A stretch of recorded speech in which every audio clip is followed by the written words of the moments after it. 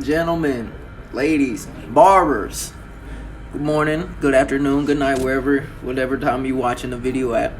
We're working on ourselves a quick straight hair taper. Simple, easy, smooth.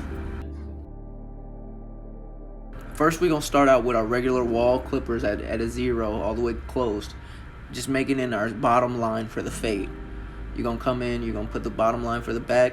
You're going to go to the sideburns, put a nice V in to help you with the taper part. After that, we're going to come in with a half. There's multiple definitions of it. Some people just call it open, all the way open versus closed. Some people call it a half because it's your half up into a 1.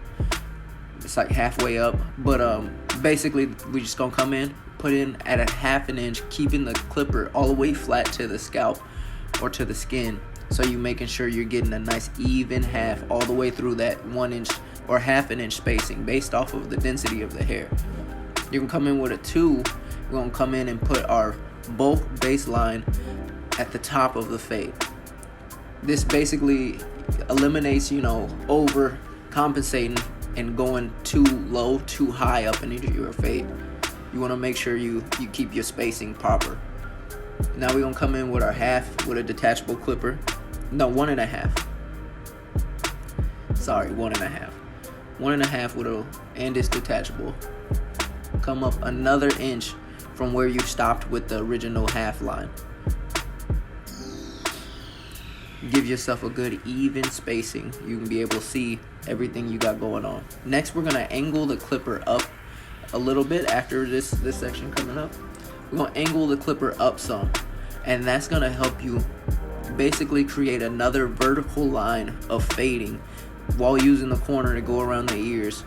When you create that extra taper by angling the clipper, you can go into more bulk with a lower guard without worrying about messing up your fade. Same thing with the 1. Initially, just with the 1 detachable, I always like to fade with the corner. And for some reason, that chip in my clipper makes it seem like it helps me fade. I don't know why. We're going to fade out that line in between that 1.5 and that half with the 1.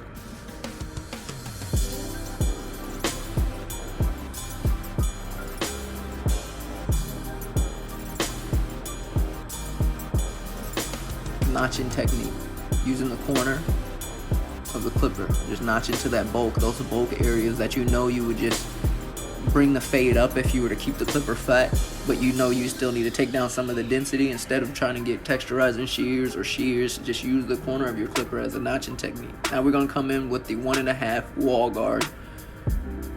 If you know about this guard when fading into curly hair, or curly into straight hair, or just straight into anything, the 1.5 guard is about the best guard.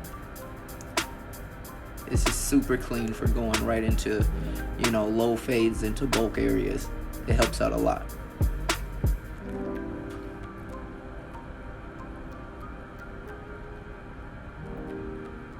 Next, we coming in with our 2 again. Instead of going up again, we're gonna go down. We're gonna help bring some of that bulk from the top of the hair over the parietal ridge and blend smoothly into the fade. But you want to get a good flow on the hair. You want it to flow the way the fade is going, the way the hair is coming over the top of the head, and just right on the parietal ridge. You're going to take that 2 all the way closed and just take off a little bit of the top side of the bulk just to help with the fading process.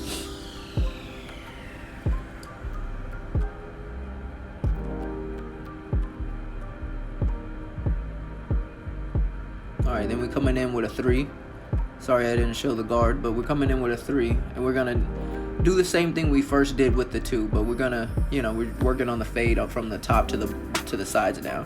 So we're gonna go up some, since we created ourselves a little bit of leeway by going down with the 2, and we're gonna flip it over and do the same thing we did with a 2. But the key is we're gonna grab from a higher point, because we are using a higher guard with more height to it. So with that, we can grab more hair from the top of the head and pull it over the parietal ridge, cutting off stuff we need to cut off, getting it ready to blend perfectly into the sides. Using those comb attachments to the end of the guard is key for making sure you can grab everything you need. And then we coming in with our texturizing shears with a shear over comb technique. The shear over comb technique is like foolproof. You kind of need it for almost any application of haircut. Black hair, you know, let's not call it black hair. Let's say curly hair, curly texture patterns, straight hair texture patterns. You got your extra coarse, whatever it is. Shear over comb might be the technique to get those hard to blend areas down and blended.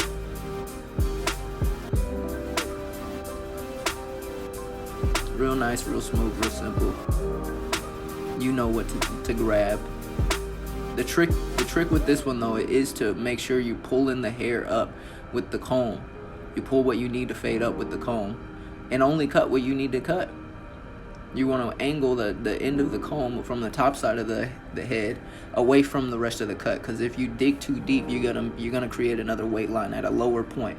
So you want to make sure you're always tapering that comb out and away from the cut whenever you're doing the shear over comb.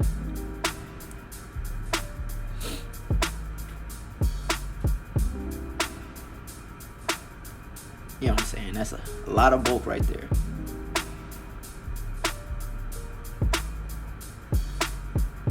Now we going freehand, barbers. A lot of you guys take this technique from, you know, cutting more curly texture patterns when you're doing the boxes or your, you know, afros, or even just shaping up the waves. You making sure you're getting all the extra little flyaways. You're going to go freehand on it. You can do that on straight hair too. Lineups always self-explanatory, but for some people that need tips, I like to share this one tip. I like to start with either the bottom side of the lineup or the top side, meaning the vertical or the horizontal, and then doing the curve between the two after, because once you have your point set, it's a lot more easier to do the curve and get it more on point versus going straight in for the curve on your lineups, on your sideburns. The backs are basically self-explanatory, but for some people, you know, you just got to make sure you don't take it in too skinny. You got to just kind of go with what the hair naturally wants to go with.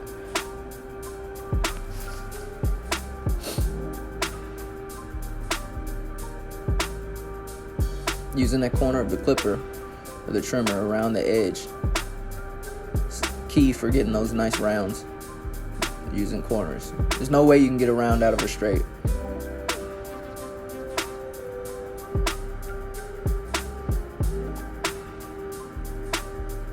See, bottom, top, now the corner. And go back in and get a little bit more precise. Because once you get it set, then you can come in and adjust it how you need to. But first off, just getting the angle right is key.